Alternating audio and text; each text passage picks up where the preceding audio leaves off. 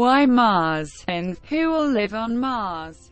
You have to face it, humankind wants and needs to go to Mars for many reasons.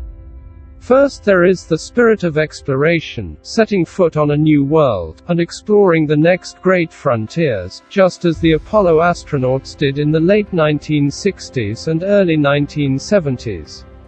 We also need to go there to build and create a new colony for humanity, in anticipation of the difficulty of life on the planet due to some things like climate change.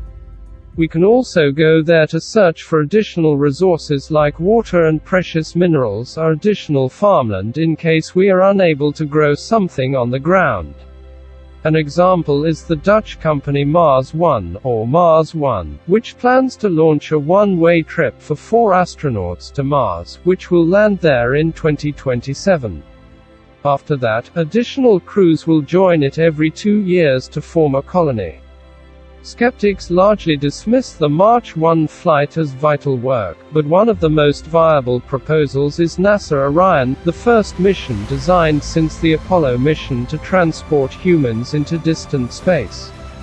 A return to Mars is scheduled for 2030. In preparation for this, the American Space Agency (NASA) and the European Space Agency (ESA) are studying the planet Mars using many spacecraft, in order to try to solve the mystery of how Mars lost most of its atmosphere. In 2021, NASA will test an experimental weather station on Mars and also an instrument to convert carbon dioxide into oxygen. Much has already been discovered. And 2 of the most exciting discoveries have to do with water, one of the most vital components of life. And using powerful infrared telescopes, NASA scientists confirmed that Mars was once more filled with water than the Arctic Ocean, and there are still some trapped in the Martian polar layers. Also, the Hubble Space Telescope has discovered more water under the surface of Jupiter's largest moon, Ganymede, which is another future space destination. The furthest astronauts can reach is the Moon, which is about 240,000 miles from Earth. And it is a very short trip compared to the 35 million-mile flight of Mars from planet Earth. And getting to the Red Planet requires some dangerous hardware. And NASA will use the new Space Launch System with the new missile to propel OIN, the new generation of spacecraft, into space. The new Space Launch System is more powerful than any previous launch missile, releasing more than 8.4 million pounds of thrust, which is the equivalent of 135 Boeing 747s. The computers running the program on the Orion have the ability to deal with 480 million information per second. There was some speculation that the astronauts would fall into a deep slumber, deep sleep, or the so-called therapeutic coma, during the flight to Mars, and keep them alive through intravenous feeding to keep nutrients in their bodies. Although this is one of the favorite scenes for science fiction movies, experts believe that this is unlikely. How do we live on Mars? Humans will always need water, food, and oxygen in order to live on Mars. Extracting the water trapped in the ice will be difficult, but with the recent discovery of flowing water on Mars, this may not be very difficult. NASA is developing a rig called Razor, the robot for digging advanced rock layers, which is designed to remove mines, ice and fuel from the planet's soil. Mars One also plans to send a water extractor to heat the soil so that the water evaporates. Then the water is condensed and stored, the dry soil is expelled and the process repeated.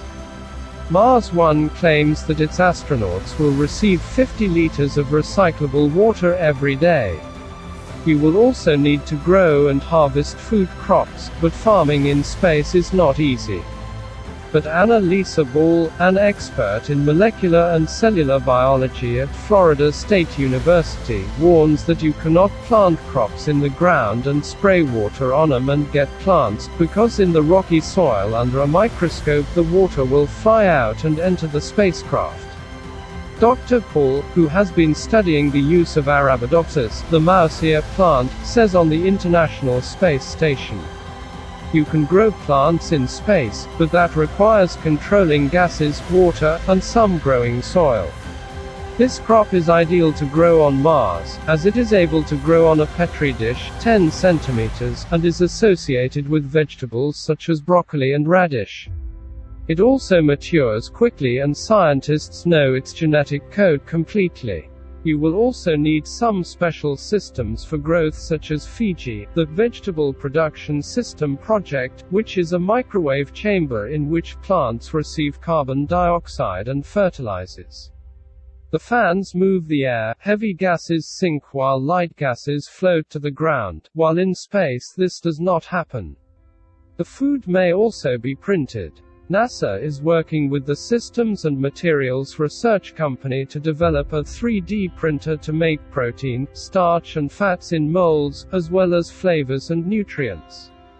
David Irvin, Director of Research, Systems and Materials Corporation, expects that there will be 25 to 50 basic food items, including bread and pastries. We're not trying to deviate from the designs of this world, Irvin says. Rather, the shape of the food will be practical to ensure its effectiveness during cooking and processing. So your pizza will look like a pizza and a cookie like a cookie. We are not planning to have Michelin star food, just healthy and nutritious meals. Mars once suggested that colonists recycle human waste to provide nutrients to their crops. Their diet may include insects and algae. Plants can be used to produce oxygen as well. Dr. Paul claims that a bank of photosynthetic organisms, such as green algae, can be used for this task. NASA is also planning to convert the carbon dioxide in the thin Martian air into oxygen using ATMOXY, a machine capable of producing 3/4 of an ounce of oxygen per hour. And if this process is successful, a larger device will be launched 2 years before the arrival of astronauts to Mars to produce the oxygen needed for human breathing and to act as fuel for rockets as well. Despite the toxicity of the soil in Mars, the soil of Mars can be used to grow plants once some harmful chemicals are removed and supplements are added to them. And NASA's experience in extensive hydroponics will help with that. In order for humans to grow on Mars, volunteers may make some changes in themselves or their offspring. Genetic engineering could help with this to help future generations cope with low gravity, high radiation, and low air pressure. Also, colonists may adapt their plants and animals to live there as well. Also, scientists and humans may need to make some adjustments to Mars, where the topography of Mars can be changed in the first place. But to do so, we'll need to release massive amounts of gases that cause global warming, warm the planet, and release freezing water. Perhaps humans will break down some comets on the planet to deliver water and other chemicals.